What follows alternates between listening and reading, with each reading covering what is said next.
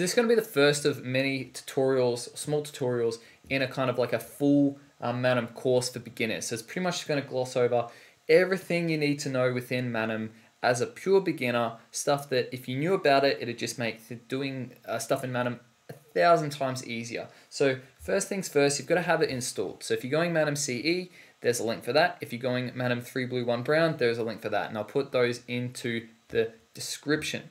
Now, that's one thing. You've got to have a little bit of an understanding of Python. Although that being said, you can kind of learn Python along the way as you're learning Manim. So small stuff like whenever you're using Python and you open up a new file, what you've got to make sure you do is like import the Manim library. So you go from Manim, import, and then a hash. So like anything you type coding wise out from there, you've already imported the Manim library. Like you can't just open up a Python file and just go for it, because Python will just kind of be like, what do I need to do? Okay, where is this stuff coming from? But if you say, hey, import all of the stuff from Manim, then it's going to go, okay, well, whenever you use circle, I know exactly what you mean because I've got the library right there to reference. So just small understanding there. Another thing would be is have a coding editor. Okay, so for example, I use Visual Studio Code. I like the look of it. It does some nice shortcuts for me, and it's the only one I've ever used. I know there's like Sublime and there's some other ones, but personally I go for Visual Code Studio. I would strongly recommend getting a coding editor with an interpreter. So this is what I mean by interpreter. So if I'm just going to create a class here for just really quickly. So if I create a class, I need to call it from a scene and construct it from the self, and you pretty much should do that every single time. This is what I mean by interpreter. So if I'm going to call a circle, I'll call it circ, is equal to, you can see when I start typing, it's already got this stuff coming up for me. This is what a Python interpreter is going to do. It's going to go, oh, you want to create something that starts with CI. Here's a list of all the stuff that has like a CI in it. And it'll prioritize the stuff to the top, which is the most common. So for example, circle. So I'll create a circle and then I'll put some stuff or some parameters in there, and you can see it's going to interpret that a circle has a radius and it's got a color and there are some keyword arguments, and you can read all of that stuff. And that's what the coding editor is doing. That's what Visual Studio Code is doing. Now, it knows to call a circle because I've imported the Manim library. So that's kind of like how Python is working. So I could call a radius here, for example, of 2.4, and the color is equal to red. Okay. So what I've essentially done there is I've just created a circle. Nothing special there. A couple other prerequisite things that you've got to do is, well, I strongly recommend doing. One of them is joining the Discord. So here's a link, and I'm going to give you a brief rundown on how to use it. Now this is really, really useful because when you're creating your animation and you go to do it, actually, you know, I'm just going to completely stuff it up on purpose. So, and you can see if you've got an interpreter, it'll put a squiggly line saying, hey, you've stuffed it up. But let's say I don't know that. So I'm going to say self-play and create the circle. And then I'm going to create this animation. So Manim, and then let's just run this code. And I'm going to get an error here because there's something wrong with it. Okay, so you're trying to create some stuff and it's like, bang, you're faced with an error. Now this one's kind of obvious because it says name, circle, like that is not defined because it should be circle. But if you don't know what the error is saying, you're going to get really like frustrated. So I would strongly recommend download Discord. So when you get these errors, you can go and ask people who are going to help you out with those errors so you can have a quick fix rather than trying to like figure it out for like, I don't know, half an hour, which is not really time efficient. So you go to Discord. Okay, now it's sort of like, it's just an app on your computer. So I've got mine on my desktop here. So I've got mine on my desktop, there's Discord. It's just an app that sits there and you would pretty much just join the community. So I'm a part of a couple, I'm a part of Donnie's Den, which is like a couple of mates. I've also got Manim and I've got Microsoft. So you take that invite and then you go into Manim. Now there's a whole bunch of stuff within here. Pretty much the one you want to go to is, well, there's projects. You can see what other people are making and they're sharing, which is kind of cool. But there's also like, there's 4 Manim help channels. So straight away I can see here, I've got Nexa, you know, whatever this guy's name is. How do I align an object with an X coordinate of another object? Now, if I wasn't doing a video right now, I'd probably help answer his question, and he's asked that a couple hours ago. So nobody's answered it. I'll probably see it and try and get it, get a nice answer for him. Okay, and there's a couple. So you pretty much just come in here, and if I didn't know how to do something, right, I would say, hey guys, how do I change the color of a circle? Okay, something like that. Now with Discord, you can actually like write code. So if you put the number, the key on your keyboard next to 1, it's like that little dash thing, and you can go circle, and then you click the dash again. You can see it comes up with some code. So it's like kind of nice writing your questions like that, so people can tell what's like your question and what is code. And if you're doing multiple lines here, you can do 3 of these, and you can see it like automatically comes up with something. You could say self play circle, or like this create circle, and then you go down and then self wait, and then 1 2 3, and it'll write out a chunk of code. So I'm pretty much just going to write that, and so you can see, hey guys, how do I create, change that, and then bang bang. Now that's a stupid question because it doesn't make any sense, so I'm just going to delete it before anybody tries to answer it. Pretty much that's kind of like a quick rundown on how to actually use Discord as well. Right, there's a bunch of moderators. These guys are really good. They're really helpful. I've had a lot of interactions with those guys, and they've helped me become a lot more proficient with Manim. So I'd strongly recommend getting onto that. With those prerequisites aside, let's get into actually creating a scene and getting an animation working. Let's start with creating a scene, our very first scene. So what you've got to do is you've got to import all of the stuff from the Manim library. Otherwise, Python's not going to know what to do. So you go from Manim import asterisk. It's going to import all the stuff from Manim. Now you've got to create a class. So you go class and then you name it.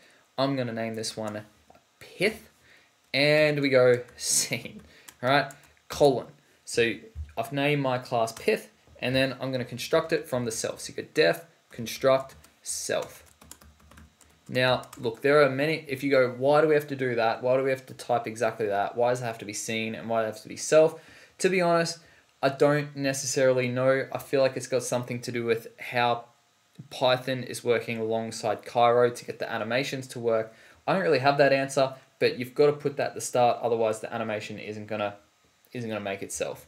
So you pretty much just put that. So I see that as I've created a scene called Pith and I'm gonna construct some stuff. Okay, and now if you've got your interpreter, it's going to do this indentation for you, and you can see when I click enter, I've got the indentations, and you can see there's a little like red line here because the interpreter is saying there's a mistake somewhere, you better fix that up before you save it and try to call anything, otherwise I'm going to throw you an error. So I'm just going to start off by making a square, and I'm going to call it SQ, and that's equal to square. And now you can see with the interpreter, I can just go there. I open it up, and I can see, okay, a square has a side length. So I go side length equals, I'm going to say 5. Now there's some keyword arguments here, so I can change the stroke color of this thing. I want that to be green. And I actually want to give it a fill color. So I'm going to say fill color equals blue. And I'm going to say the opacity, so fill underscore opacity is equal to 0.75. Okay, and then Control S for save. And I've got some stuff in here. Okay, and so what I've done is I haven't animated anything so far. I've just got a square. I can call that onto my scene. So I can go self.play create SQ. SQ is the square I've created. I don't want to say create square. I want to create the thing. That's what the square is equal to. That's how Python is reading it. Now I can give this a runtime. So I can go comma runtime, which is however long I want this animation to last for. I'm going to go 3 seconds. Okay, and then I'm going to go self.wait. So I pretty much just want the animation to play, then have a little pause. And in here, there is no time stated. Now that's going to auto default to 1 second. And I'm going to save that. So now here, what I've got is in my little terminal there, I'm going to go Manim, so I'm telling it, create a mathematical animation, and then I call the name of my Python file. So in this case, it's Manim course. Now I look down here where I'm calling it from, and there's only one thing with like starting with Manim, so I can get it to autofill by just clicking tab. Okay, so I've got Manim, so create a mathematical animation from this file, and then I want to select the scene. So the scene's name is Pith, and then I've got dash PQ, which means play, in the quality, and I'm going to go M for medium, and then you click enter. You wait for it to create something. You can see it's like, oh yeah, animation, create the square, 100% done, and then it plays the animation. And now there's my square created. You can see it took 3 seconds and then waited, so it's a 4-second animation. Pretty cool. You can change a couple of things here, but pretty much that is the logistics of creating a scene. That's the very first one. Now, if you want to have a look at other Mobjects, this is a nice part of having a Python interpreter. You can hover over this square, you right click it, and you go to definition. And then Visual Code Studio will spit it up, and you can see this is from the packages Manim, so where it's downloaded, it's a Mobject, and it falls into the geometry file, and I can have a look at other stuff that could be there. So I can just scroll through, and I can see, well, what I also could have had, well, there's a rectangle, and there's also a triangle, and there's also arc polygon from arcs. Okay, there's a whole bunch of stuff. This is a line of code 2,253 of the stuff that you can create. So there's a whole bunch of stuff, right? You can scroll up, and you've got to make sure that you're looking at class. So there's a dot, right? So you can call a dot. You can have a play around with this. There's a whole bunch of stuff that you can call. In my particular example, I called a square. So now that we've got the scene down, we're going to create some stuff that is a little more complex. I'm going to go class, testing, scene. So I've just named it testing. Def, construct, self. Whoop, I need to make sure I've got my indentation there. Save that. Okay, now I've got a little problem with my terminal here. I don't want to have it with Python. I want to have it with the control terminal. Now, what I'm going to do here is I'm just going to create a whole bunch of stuff, and I'm just going to try and get it to move around the screen a little bit. So I have a scene that's got a little bit more detail to it. So I'm going to create a thing called name, which is going to be my name. Now, I do this through text, which is sort of like create some text, and I want to use some 66s and 99s here, or whatever they're called, and I'm just going to go Amedee. Very good. So I'm going to create some text. I'm going to also create a square again, and this time I want the side length to be 0.5. I don't want it to be too big.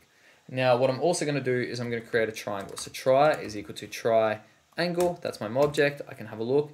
This takes keyword arguments, which is, okay, so it's just going to be a regular polygon. So I'm just going to scale this down. So I can go dot, scale, and make it 0.6, the size of itself. So what I've done here is I've just created my name as a thing I can have on the screen. I've created a square, and I've got a triangle. Now at the moment, they're all, like if you can imagine, they're just sitting in the dead center of the screen. I haven't moved them left, right, up, or down. When I've got them created, they're just sitting there in the middle of the screen. So I'm going to go, with my name, I'm going to go dot to edge. So this means I'm taking my name from the center of the screen, and I'm going to move it somewhere else. So I'm going to go up left. So I'm going to put it in the up left of the screen there. Now I can go buff, which kind of means like at the moment it's in the very top left, but buff will kind of give like, okay, you want it to go in and down a little bit. So I'm going to go buff equals 0.5, which is 0.5 or sorry, a half of a unit. So I've got my name up in that corner there. I'm going to do the similar thing here for the square, dot to edge, and I'm going to say, actually, I might just shift this one. So instead of saying to edge, I'm just going to shift it. So at the moment, it's in the center. I'm just going to shift it left times 3 units there. So that's just going to take that from the center and shift it over to the left. And the triangle, I'm going to go dot to edge and then down right, and with no buff there. So at the moment, I've created like my name and a square and a triangle, and they're like positioned at the moment. I haven't called anything, but they're currently like waiting to be called in certain parts of the screen. Now we can get to calling them. So self, play, and I can write out my name. So I can go write name. And that'll write out Amedee in the top left corner. Then I'm going to go self play. Now another thing I can do is draw border then fill with my square.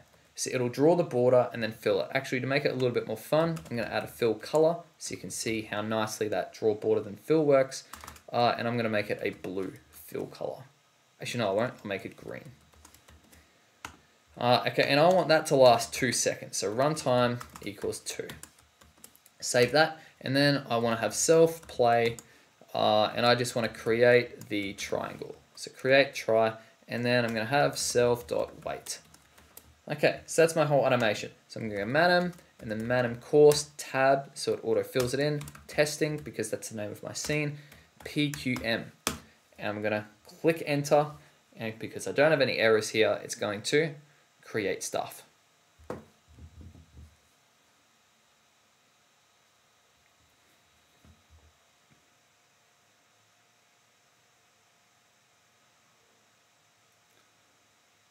Alright, so you can see my names there in the top left. There's that square that's been shifted to the left. And then the triangle down there. Oh, it has not got any fill color equals green. Maybe because I got to give it a fill opacity. It's equal to 0.75 maybe. Maybe I've got to do that. Okay, that's a little weird. Let's just double check and see if that works.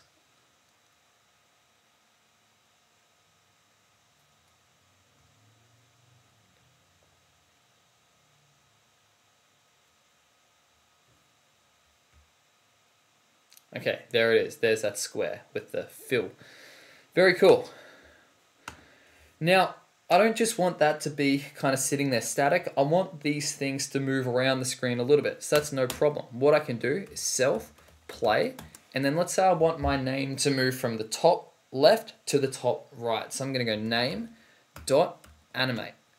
And so pretty much what I'm doing is I'm going, hey, name, which is the Amedee thing there, animate, and go to the edge and go to the up right in this case instead of the up left, and take a runtime of 2.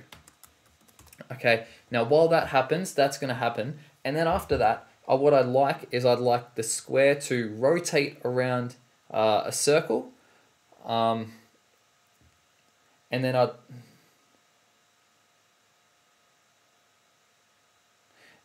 And then after my name goes from the top left to the top right, pretty much what I want is I want the square to increase in size. Simultaneously, I want the triangle to move now from the down right to the down left. Okay, so I can do that. I can go self play. And if I want these two things to happen simultaneously, I go square.animate.scale. And I'm going to make it 2 times its size. And I go comma, try.animate. What did I want to go? To edge, and I want it to go to the down left. And I'm going to give this a run time equal to 3. And then I'm going to self wait. So the name should move by itself, but then the square and the triangle should do their stuff simultaneously. Now another trick is here, rather than having to type it out again, I can just click the up arrow and it'll autofill the last thing I did. So that's a nice little Python shortcut. Click enter there, and hopefully this works the way we want it to. Okay, so my name moves, and then the 2 things there are happening at once. Very cool. So you can get some stuff to move around on the screen. Now that's kind of useful because, well, now you're getting to the animation feel. Things are starting to move around. So it's feeling more like a video rather than a photo. So I know it feels early on in the piece to be going, hey, why are we talking about the error bar? But the error bar is something that you probably want to become pretty comfortable with. Because you're going to make a lot of errors when using Manim, or at least if you're anything like me, you'll be making a heap of errors. And those errors are really nice because it's like immediate feedback into how you can code better, like into how you can code without making a mistake. So I just want to show you a couple of the potentials, but I really want to show you how to read the error message, because if you're comfortable with that, you can kind of fix up the mistake that you've made and then you can get on with whatever you're trying to do, rather than feeling like you've just hit a brick wall. And it's really, really frustrating and it's really irritating. So let's just go through it. So let's say I want to create a circle. So I'm going to get S equals circle, where radius is equal to, let's go 2. All right. That's all I want to create. Then I'm going to go self play right circle, because that's the thing I've created, right? And then I'm going to go Manim course errors PQM. So I want it to play the circle that I've just got there. I want it to write the circle. Now, the problem here, it's saying circle is not defined. So it's come up with an error. Like, it's not going to spit me out an animation because Python doesn't know exactly how to render this thing. So there's a problem. It goes circle and it gives you an arrow. Line 9, self-play right circle. Circle is not defined, and there's a name error. Now it goes through, pretty much goes through the whole thing. So it was like, okay, we got a scene and then we constructed some stuff and then we got to your code and there was a problem. That's where the problem lies. So here, it's like, oh, it's not circle, it's supposed to be C, because C is the name of the circle. So I can do that, I can go, okay, great, run it now, and it shouldn't be a problem. There should be no errors here. Okay, that's what you'll love to see. Now, I could make an indentation error. So if I'm not using the Python interpreter and I accidentally have my indentation off, and I try to run this, again, I can click up, so it's really quick. I don't have to type the stuff out. It goes, indentation error. See, it says it right there. So it tells you what the error is. Expected and indented blocks. You go, okay, where's that? Now, if you've got your Python interpreter, it'll put a red squiggly line, sort of like if you spell a word wrong in Microsoft Word, Python will give you a red squiggly line saying, hey, your coding is off. So you can fix that up until you don't see a little red line there. So that's kind of nice as well. Another one that you might have is if you go, you try and get fancy and you say r equals 2, because you're like, no, radius. Let's go r. Well, does that work? No. And it goes, all right, type error. Init, which means initializing the Mobject. We've got an unexpected keyword argument r. R is not defined in what the Manim library considers a circle. So you go here and you can go to definition, and a circle is an arc, but in it, so initializing, it needs a radius, not an R. Now it can take some other keyword arguments, which I've gone over a couple, but R is not one of them. R is not one of them. You need radius. So we go out of that and we can fix that up. So we type radius and it would work exactly how we want it to. Okay, again, if you had your Python interpreter though, and you go circle, open up, it says radius. Okay, you know not to shorthand that for R.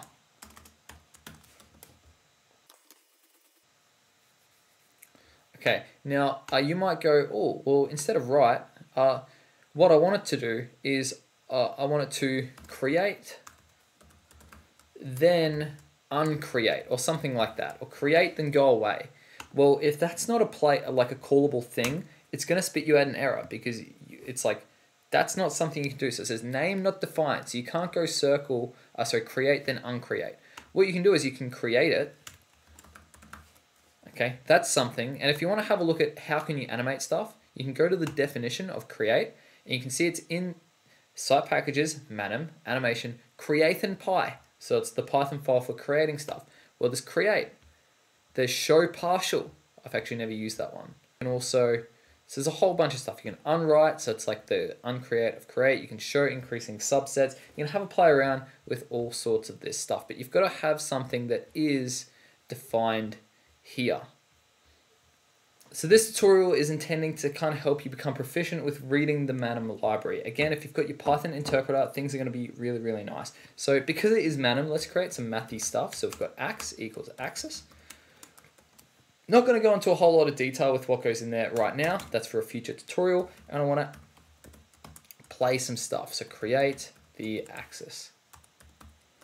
Now, if I want to call some stuff on this axis, I can go to definition, and within the coordinate system, a Python file within Manim, so within the Manim library, there's some stuff you can put on the coordinate system. Now, like I can see here, axis, it's like it inherits from vector group, so it inherits from a whole bunch of stuff. It inherits from the coordinate system, and it goes from the meta class from convert to OpenGPL. So personally, I haven't written a thing of this code. There are Manim developers within the community. You can chat to them on the Discord. They're doing a fantastic job with developing a whole bunch of stuff for this Manim library. They create all the stuff. So they create the class axis. So you can just call it on right? What they do is they initialize what the axis is. So it's going to have an X range, it's going to have a Y range, it's going to have a length. So you can call a number and then give the scale of it for X and Y, right? They configure the axis X and Y. You can add tips, okay? They create all this stuff so we can just write a little bit of simple code and then it's up on the screen. So you can see here, like Y axis, you just rotate it by 90 degrees, okay? And you make sure that the numbers are going to the left of that. So it says they're doing a fantastic job with what they're doing in creating this stuff. And it's a good idea to be able to, not to be able to write it necessarily, just to be able to read it and be aware that this stuff is there and people are creating it. So whenever you're calling something, like let's find some other stuff. So there is, and again, there's like a stuff that you see, you can go get axis, you can get line to graphs, there's a whole bunch of stuff there, but a couple main ones. So like you could go a 3D axis. Now that's going to require a 3D scene, but we can go down a little further and so we can see here that there is a class of a number plane, right? So number plane inherits from axis, but whenever we call this, it's going to have the illusion of a number plane rather than an axis. And you can go to the top of this coordinate system and you can see that it's thousands of lines of code. You can call a whole bunch of stuff. So there is, okay, so there's some stuff here with graphing. So we've got def get graph. So you can call a graph onto your axis or your number plane. So you can get a graph if you want to put a graph on. You can get an implicit curve, which is actually a new thing. So if you want to put a relation, okay, like for example, if you want to put a circle on your graph, you don't have to write it in function notation, which is really cool. Okay, what you can also do is you can get a graph label. Okay, so it'll put it next to the graph and you just have to give it a name. Okay, and it'll auto translate some stuff to LaTeX for you. Right, there is some calculus stuff. So some get Riemann rectangles. So if you want to add an area under the curve, you can do that. Right, it's something that's auto there for you to just go rectangles equals and then get Riemann rectangles and you can put them onto your curve. So it's all there within the Manim library, and it's super important to be able to read this because once you become a little bit more proficient with it, you can have a look. So like the Riemann rectangles, they need to go to a graph. They need to be called within a particular range, right? You have a dx value for how thin or thick you want the rectangles. You can say, do you want them to go to hit the graph to the left, or hit the graph to the right, or hit the graph to the center, okay? There's a width, there's a color, there's a fill opacity, there's a whole bunch of stuff that you have there to play with if you know how to use the Manim library. So it's super important to get a little bit comfortable with that stuff. Okay, so this one's really cool. It's like a nice little thing that I wish I knew a little earlier, and there are these things called getters in Manim. So for example, I'm just going to create some objects. I'm going to go rect equals a rectangle. And I'm going to go color equals white, height equals 3, and width, is there a width? There is equal to 2.5. Okay, and that's how I'm going to leave it. So I've got a rectangle there. Now let's say I also want to create a circle. So let's go circ is equal to circle. I'm not going to do anything with this, but what I'm going to do is I'm going to put it to the edge, down. So I'm going to the bottom of the screen. Now that's how I want to put an arrow from the rectangle to the circle. This is really cool. So I can go arrow is equal to, and now I'm going to call this with a line, and I'm going to add a tip to it. So I go start is equal to, now I can go rect dot get bottom. And you can see there's a whole bunch of getters here. You can go get center, that's a common one. Get anchors, get anchor handles. Again, that's sort of like, I've only used those a couple of times when I'm trying to get things to work out, position it perfectly to a particular point. Understanding how the Mobject animates out with Bezier curves, you can kind of leverage that, but if you want to keep it simple, you can pretty much just ignore it. You can get bottom, there's a whole bunch, get corner, you can get end, and you can get left, you can get midpoint, you can get a whole bunch of stuff. You can get right, you can get start. Okay, I'm going to go get bottom. Okay, and you've got to put these brackets here because that's like callable. And then I'm going to end it to the circle.get top. Okay, and then I'm going to add a tip. add tip. All right, so now it's going to give me my arrow. Now I can self-play, and I'm going to go create, and I want to create all this stuff at once. So what I can do is I can create a vector group, which is all of those vectorized objects, which is my rectangle, my circle, my arrow. I'm going to go rect, comma, circ, comma, arrow, and it's going to create all of those things at once, and then I'm going to wait. Now I don't want for arrows, that was my last tutorial. Getters, PQM. Okay, oh, no, okay, that's not going to work because my rectangle is too big. You know what, let's just go rectangle to edge up left. Let's move that out of the way a little bit so we can see our arrow. There we go, that's a little better. So you can see the arrow has gone directly from the bottom of the rectangle straight to the top of the circle, which is really cool. Now let's say you don't want it to hit like exactly, you want a little bit of a space, you can go and add a buff parameter. So buff equals 0.2. So it's going to be 0.2 units from the bottom and the top. And let's see what that looks like.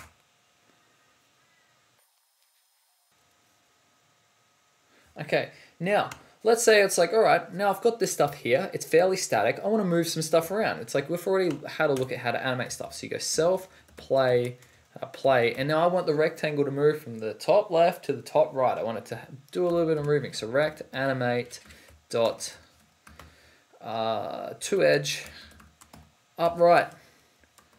And then and now ideally it's like if you got a nice cool animation going, it's like the arrow will like keep following it. Okay, but at the time being, what's going to happen is that that's actually not going to happen. We're only going to have like at the moment, everything's going to be created and then the rectangle is just going to move along. And unfortunately, the arrow is not going to follow. Now, if we want the arrow to follow, what we've got to do here is we've got to have a play around with some updaters, which is what we're going to do in the next tutorial. All right, so we're going to keep this exact same code here. So we've got the rectangle, it's going to move around, but I want my arrow to like constantly follow the top and the bottom of the rectangle. So if I want that to happen, what I've got to do, well, I can do this in a couple of ways. This is the way that I personally like to do it. I just go always red raw. And this is an updater function. So I can go always red raw and then open up with a lambda function and make sure, see here, I'm going to have an error because I've got a red squiggly line there. Now, generally, most of the time, it's because you are missing a parentheses or a bracket at the end. So don't forget to do that. Now, what's going to happen here is I've added an updater. So now when I play this, what's going to happen is the arrow will follow the rectangle, or at least it should.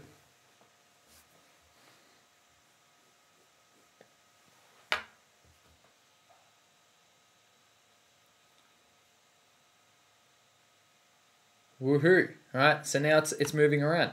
Now let's say I want to let's say I want the circle to move as well. So circ, not circle, circ dot animate. Let's say scale, and I want it to shrink down to half its size. And then I'm going to slow the runtime down. So runtime equals 4. And now let's see what this is going to look like. Like, isn't going to update if I've got a whole bunch of stuff happening, and it should, because I'm telling it always, not red raw, redraw, always redraw. Always redraw.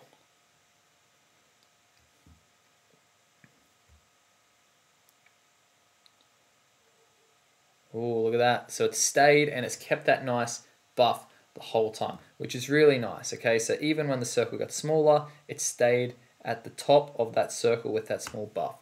So that's pretty nice. You can do that with updaters. Now, there's you can change this up a little bit. So let's go. I'm going to change this from getters. I'm going to go updaters, scene, and then I'm going to construct this. Now, pretty much, let's say I want to create my favorite number, which by the way is the natural log of 2, and I want to draw a box around it. And I want my name to be underneath it, and I want it to move around and everything to stay exactly where it is. Like, I want to have the natural log of 2 and then a box around it and then my name underneath it, and I want to move, let's say I want to move the text, and everything is going to stay in sync. So let's do that. So let's go number is equal to math text. So this is some latex here. I'm going to natural log of 2. Okay, and we can say what it's equal to, but you can put in your calculator. And what I'm going to do is I'm then going to have a box, which is equal to surrounding rectangle. Surrounding rectangle. In Python interpreter, I don't have to type the whole thing out. Which is really good because I'll probably misspell something. So the Mobject, I want it to go around the number. I want the color to be equal to, let's say, blue. I want the fill opacity to be 0.4 because I'm going to have a fill color of red. And I'm going to have a buff of 0. Actually not, let's have a buff of 2. So you can see like it can have quite a big buff there. Now, I'm also going to add my name. So name is text, and I've got Amedee. Whoop, and I need to add my text outliners. And I can put this dot next to, now I can save the getters here. What I can do is I can put it next to the box down, which is the direction, so Mobject, and then direction, and then some buff. So buff equals, let's say, 0.25. Like I want it to be pretty close.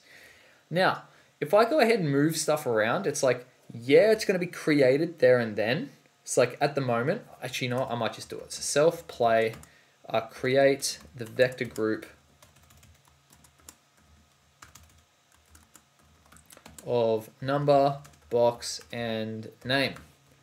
So what's going to happen is everything's going to be on the screen as is, and I don't want to have the getters, I want the updaters file seen here. So everything should just pop up perfectly, which is great. That's what I want to happen. But if I'm going to move stuff around, I'm going to have a problem here. Okay, so there we go. There's my natural log of 2 as a nice, it looks nice and mathy.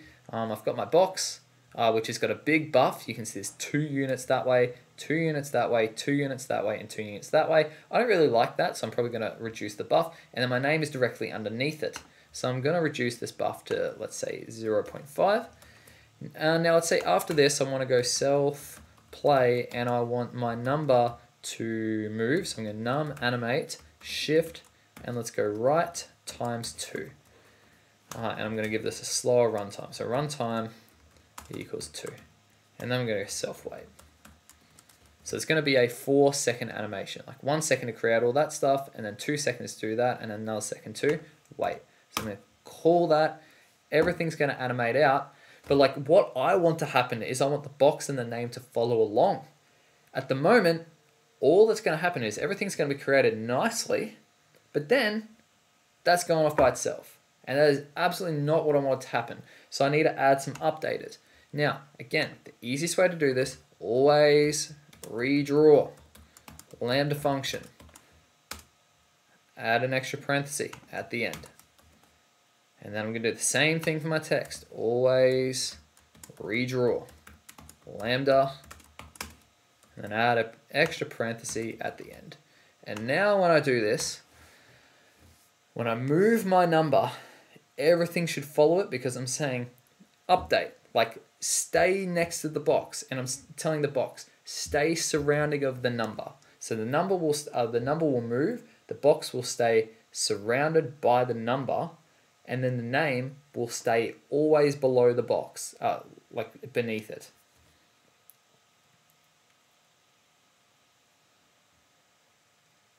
Okay, and that's exactly what happens, which is really nice. So if you want things to move in sync, you've got to add some updaters.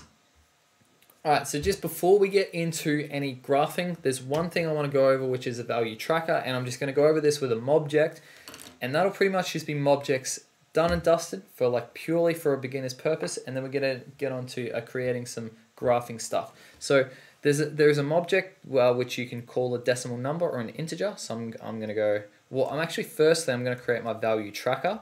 So I'm going to say k is equal to value tracker, and we're going to start with the number 0. Okay, so whenever I'm animating k, that's going to be animating the number. At the moment it's sitting at 0. So then I'm going to have a number, I'm going to call it num, it's equal to decimal number, so that's a thing.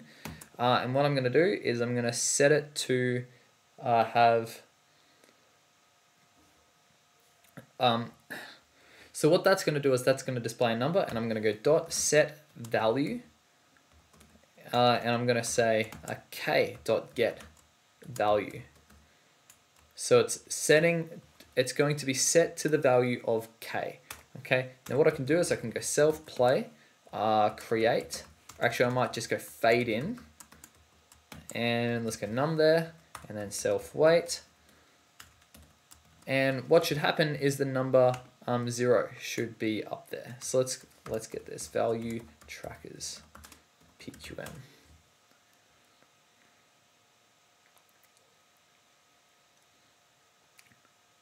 Okay, so the number 0 should just pop up for me here. Okay, yeah, 0.00 because it is a decimal number. All right, if I change this to like 3.5, for example, then it should just come up with 3.50.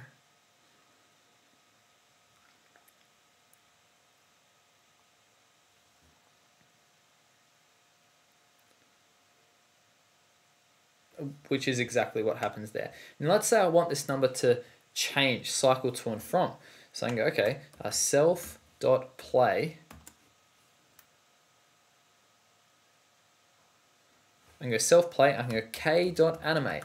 So I'm animating the value of k.set value, and let's go, I want to go all the way back to 0. And I'm going to give that a run time of 3 seconds I want that to go for. Now, if you can guess, what's going to happen here is nothing's going to happen, because at the moment my number is fixed to 3.5 without any updaters added to it. So it's going to go through, but it's just going to stay at 3.5. I need to add an updater to my decimal. So if I go always redraw by a lambda function, the decimal, close that off. Now again, this is like the perfect way of adding updaters if you are purely beginning. If you're doing like complex animations that require like a couple hundred lines of code, or if you're wanting like many things to move in sync, it's way better to create your own like thing, like create your own Mobject, or like create your own thing, if you will. But like for beginners, this is a perfectly good way to add updaters. Okay, it's not the best practice, but who cares? You're just making a simple animation. So you can do this, and now things are going to play out the way you want them to.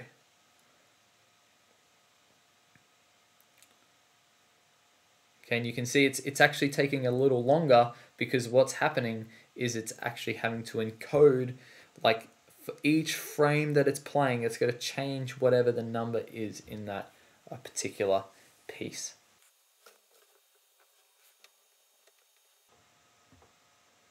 Okay, so that took a little while, and you're going to notice that if you add ValueTrackers, it is going to add some rendering time. But we're at 3.5, and it shuffles right down to 0. Now, we can change the rate function here. In fact, I only want this to last for, actually, I want this to go for 5 seconds, just so we can see here. And I want it to start at 5.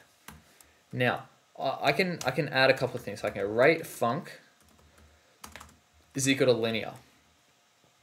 So what this is going to do is it's going to go from 5 to 0 in a linear fashion. It's like it's going to take the same amount of time to go from 5 to 4, 4 to 3, 3 to 2, 2 to 1, and 1 to 0. So that is like a part of the rate at which you want this animation to play out. Like it's going to progress linearly. Okay, and so you can see it's going to be moving at a fixed rate. Now I can change this rate func to be smooth, where it's going to start off slower. So it's going to like start off slow, then zoom through the middle, and then it's going to end off slow. And I'm pretty much probably just going to, and so let's see what that one looks like.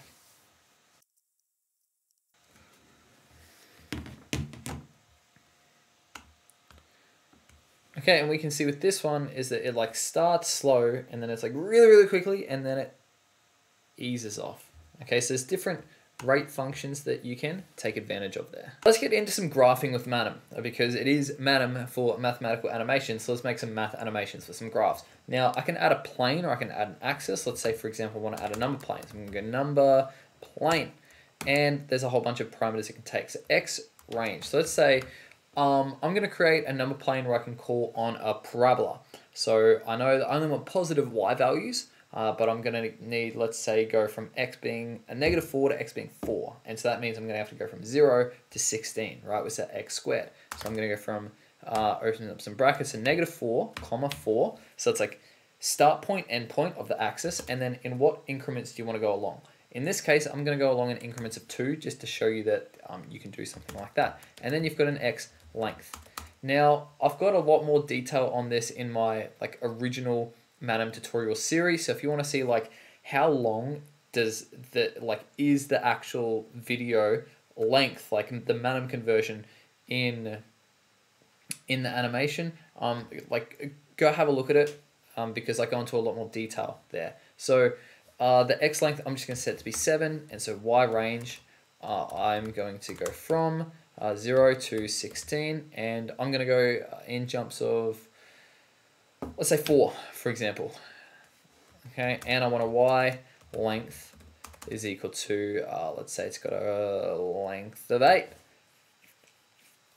Okay, now I'm going to position this to the edge, and I'm going to put it down. Okay, so I'm going to put this number plane to the bottom of my screen. Okay, now what I'm going to do is I'm going to add my parabola. So I'm going to go parab for parabola is equal to, and now I want to call a function or graph onto my plane. So I got plane for this plane here, this plane here. Okay, so plane. If I called this pith instead of plane, then I would have to go pith.getGraph.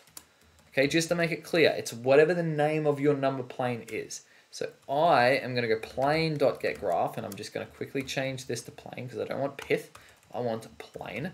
So my number plane like that, and now I'm going to, okay, I've got a function, and I'm going to go through a lambda function. So lambda x such that we've got x squared, double asterisk forward to the power, and I'm going to put an x range going from -4 to 4. That's what I want the x range to go on, the domain of my function, and I want the color to be equal to green. And what we're going to do is we're going to self-play, create.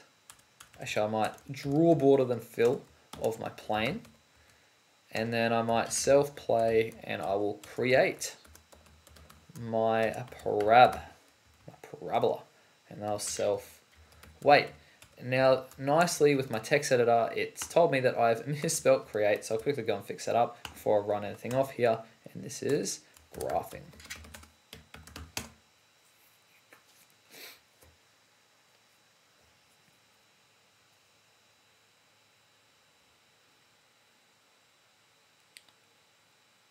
Okay, very good. So there is my number plane. Now, there's a couple of things I want you to notice here. There's no numbers on this number plane, and it looks like I'm going 4, 8, 12, and then 16 is off the screen. So I'm going to change this y length to be 5, and I'm going to add some numbers to my number plane by going add coordinates there. So I want to add the coordinates here. Now that should fix up that small problem there.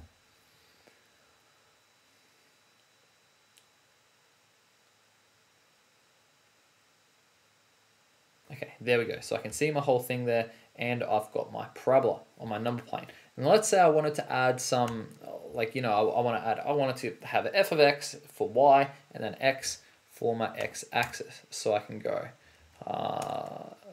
labels is equal to. Well, I can actually do this in 2 ways. Okay, I'm going to go labels is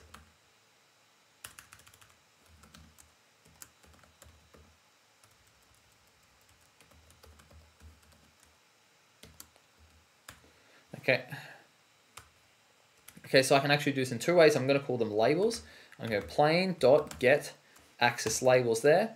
And I'm going to go x label is equal to just x, and the y label is equal to f of x. Now this is, by the way, this is all created by the developers who have come up with the number plane, and they've fine-tuned it, and they've made it easier so I can just call my labels, and I can just say, yep, x and f of x, and bang, there it's going to come up. So it's that's really, really nice.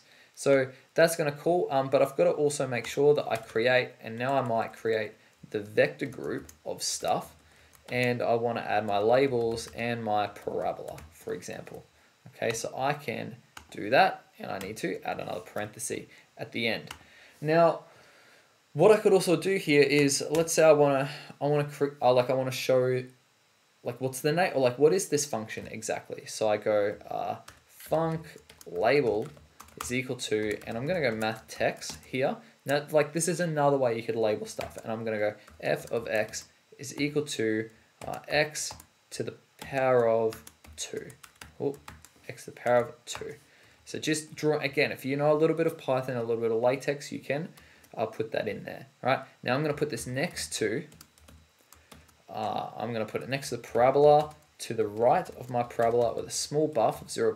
Let's say 0.5. And before I do that, I want to scale it down a little bit. So I'm going to scale 0.6, let's say for example, and then move it. So I want to scale it and then move it. And I'm going to then add this to the stuff, so func label. So I'm just adding some more details here to my animation. So I can totally do that. So now I've got a plane, I've got some labels, I've got a graph, and I've got some graph labels positioned exactly where I want them on the screen. So I'm going to have an x and an f of x, and I'm going to have my function notation right next to my parabola here. Okay, so there is my label. I could go, for example, I could go upright, so it goes up there, and I can change the color of it to green. Maybe I can make it a little bit bigger. So I can totally do that. So I can go set color here, and I want it to be green because that's the color of my function there. And instead of right, I'm going to go upright. So let's say we've got something like that. And so now let's say what I also want to do is I want to add some area underneath this curve. So let's say area is equal to, and now I can go plane.get Riemann rectangles. And now they input a graph. So I'm going to go graph is equal to parab, because I want them to be underneath the parabola. The x range, I want it to go from -2 up to 3, for example. I want the dx to be equal to 0.2. And let's say I want to have the stroke width equal to 0.1, and I want the stroke color to be equal to, let's say white. Okay, so I've got my Riemann rectangles there with all of those parameters. So now I'm going to do that, and I'm going to self-play, I'm going to create the area, and then I'm going to wait after that. Okay, so like for example, plane.get Riemann rectangles is something that I could add under into my coordinate system. And there's a whole bunch of other stuff that you can add into your coordinate system if you know how to like read the Manim library and get that working the way that you want it to.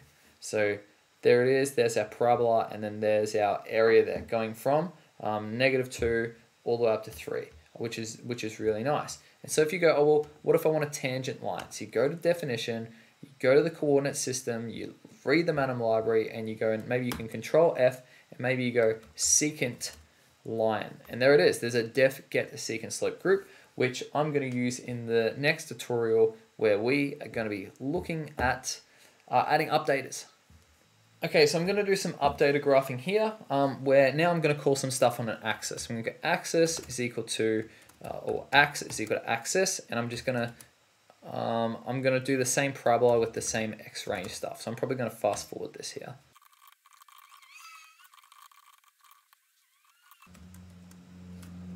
Okay, and so now I'm at the point where I want to add a slope. So I'm going to axis.get secant slope group. So this is going to, pretty much this is the tangent line here. So the x value, let's say I'm going to go x, I want this to happen at x equals, let's say x equals 3, okay, for example.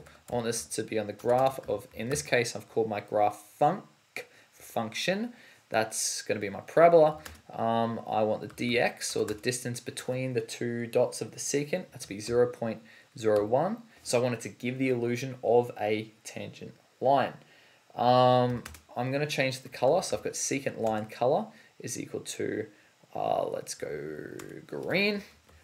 And secant line length, let's change that to be a length of 3, for example.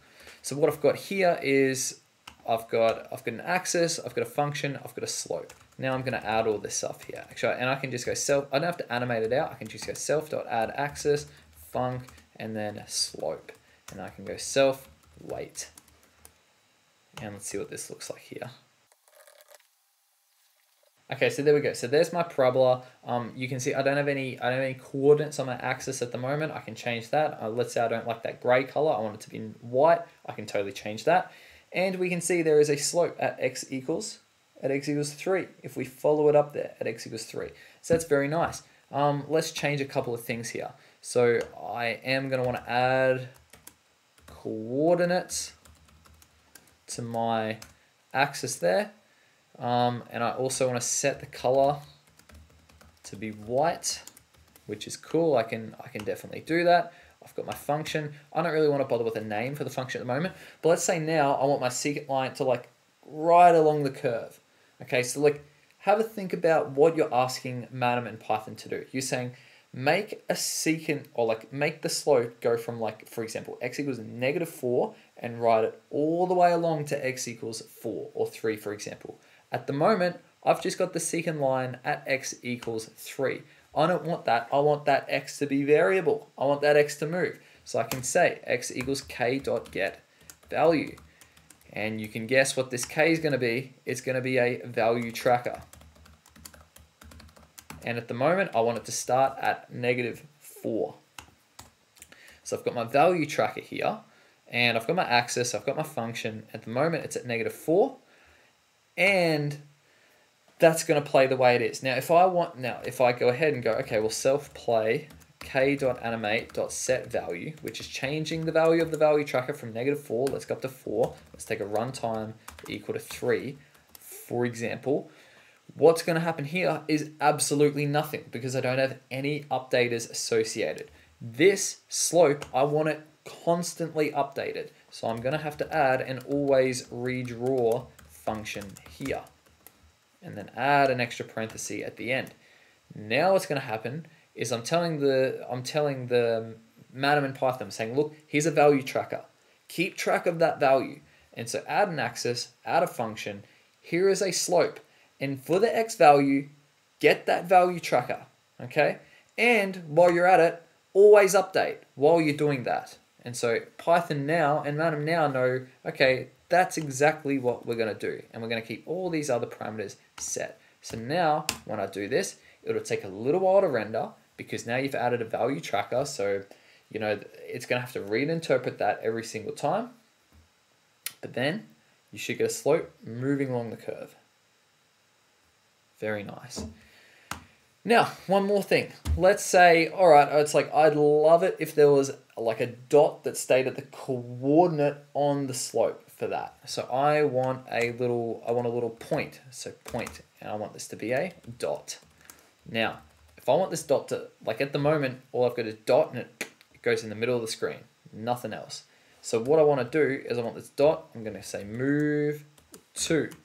Now I want it to stay at the coordinates on my graph. So I want the x coordinate to be given by the value of the value tracker. So I'm going to say move to, I'm going to x.c2p, which is coordinates to point. And so the coordinate is going to be the x value, which can be k.get value. And then I need open close brackets there. And then the y value is going to be function dot underlying function. That's the one. Underlying function, which is get the y value of func, which is get the y value of this for whatever the value of k is. So you can see now I've got a lot of things dependent on this value tracker here. I've got the value of the slope, and I've also got the coordinates of this dot.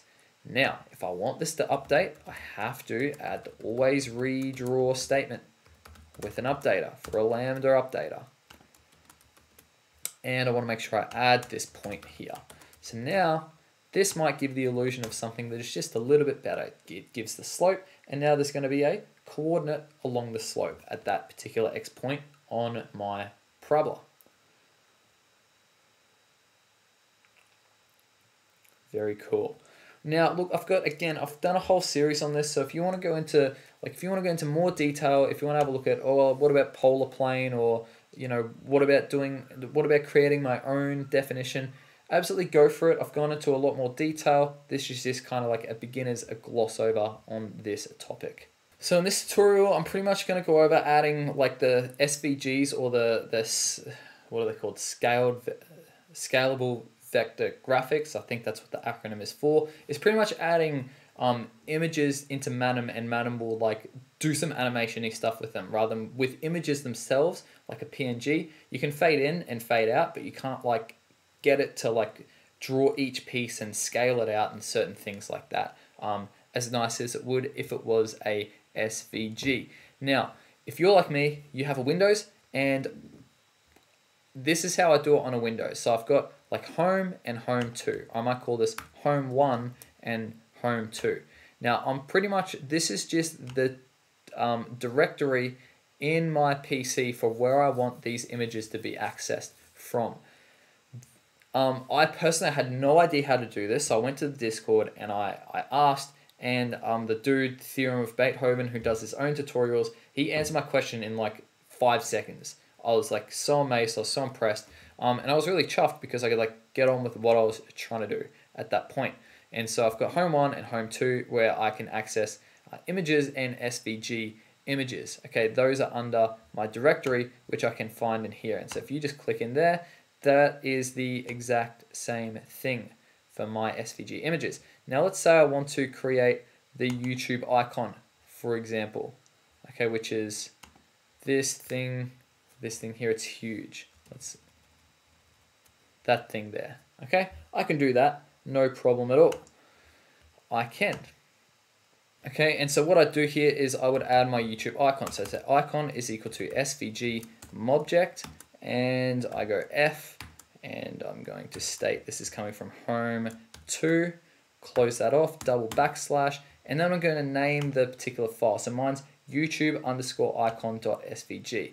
So I've got, and is there any capitals there? I don't think there is. There is definitely not. So I've got YouTube icon_icon.svg. Okay, and so it knows that it's going to search that directory and go to this particular file and grab that. And I can go self.play, draw border than fill, and here I can put in my icon. And should play SVG's PQM.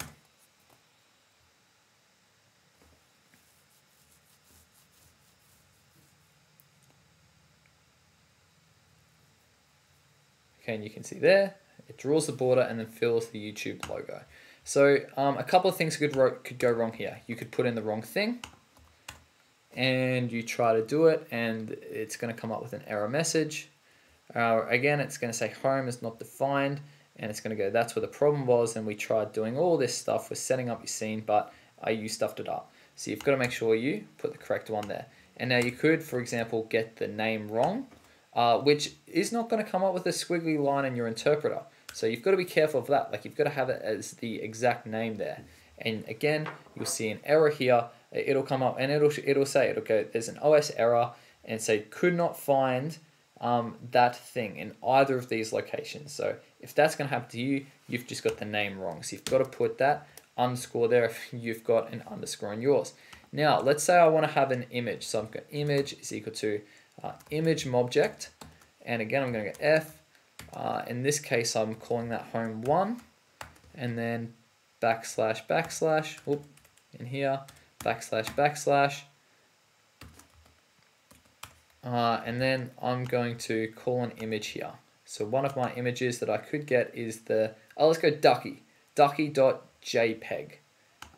Ducky.jpg. Okay. Now, if I want to draw the border and fill of my image, so that is my im, I'm going to get an error here because I can't apply these nice animations to fixed images. Yeah, it only works on vectorized Mobjects. An image is not a vectorized Mobject. What I could do though is I could fade it in.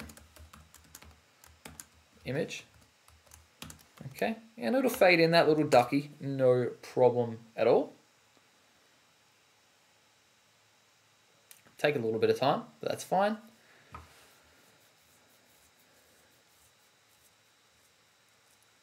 Okay, and so there he is, Mr. Duck. Now you can try and remove the background. You can do all sorts of things there, but that's how, at least on Windows, you're going to add some images and some SVGs. Now with like you treat this stuff the same way. If you want to scale this down, you go scale 0.5, and then you 2 edge down left. Okay, if you want to do that, like Manim, the way it positions, the way it scales is going to be the exact same, right? It's gonna shrink the size of that image and put it to the bottom left, so you can position these like images and stuff the exact same way. Okay, there's nothing different there. So I've got this tutorial here. It's sort of like a bonus one that I'm throwing in at the end. It's using config, which is sort of like accessing the config library with some stuff in Manim. You can do this for, like, for example, an axis is one thing that you want to like change some specific parameters with. Now, like for example, here you can see I've just got an axis and I've got some stuff here, but like within the config, you can change the font size.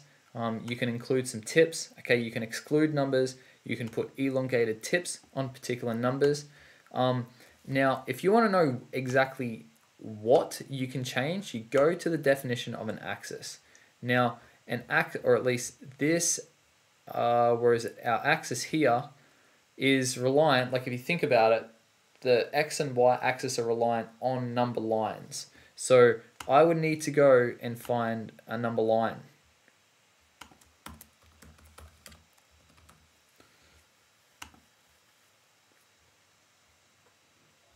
Which is in numberline.py. It actually has its own thing in the library. So like again, this is just like becoming a little bit more proficient with navigating it. And so there are like certain things that I can change in here. So I could change, like for example, I could change the unit size. You can see numbers with elongated tips. If I wanted longer tick multiples, like if I wanted 2, 4, 6, 8, for example, I could change the tip width, the tip height. Again, you can like include numbers. There's the font size. There's the direction. Whether you want to include decimals in there.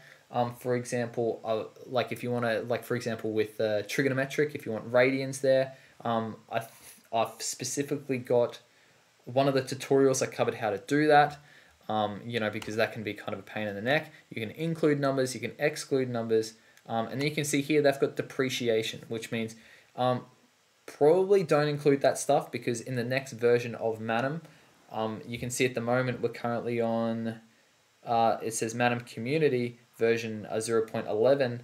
In version 0.12, this might be gone. So like if it's got depreciation, probably don't include it. Okay, but like that's, again, if you're using this sort of stuff within Manim, it's a case of get a little bit more comfortable with reading the Manim library, and if you've got stuff like you want to change the configuration of particular things, just know how to navigate it and know exactly what you can do with changing that. So like a perfect example here is an axis, and if I wanted like decimal rather than integer values here, I could go ahead and change some stuff with the decimals in there. Okay, that's something I could do. All right, so that pretty much is probably going to bring a wrap to this Manim course. It's just purely for the beginners. Hopefully it like gave people enough of an understanding to get started with Manim and make some basic stuff that you've kind of wanted to be making, especially with some updaters. And if you want, if you want some more help, Discord is huge. The documentation is huge. Both that stuff's going to be in the description. There's heaps and heaps of other YouTube tutorials. Like I've got plenty. Theorem of Beethoven's got some. There's a bunch of stuff out there, right? So just know where to look and look at a whole bunch of stuff. Again, like if you want to look at 3D scene, that's a little bit more complicated. I've got a bit of stuff on there. Okay, and so have other people. Like matrix transformation, multiple updaters, creating your own like definitions. Okay, I've done some stuff on that. That's a little bit more advanced, not really for a beginner's course. So if you're pretty much tackling and on top of everything like that, then kudos to you. You're probably ready to like make some more advanced stuff, and you can look at other resources that are going to help you how to do that.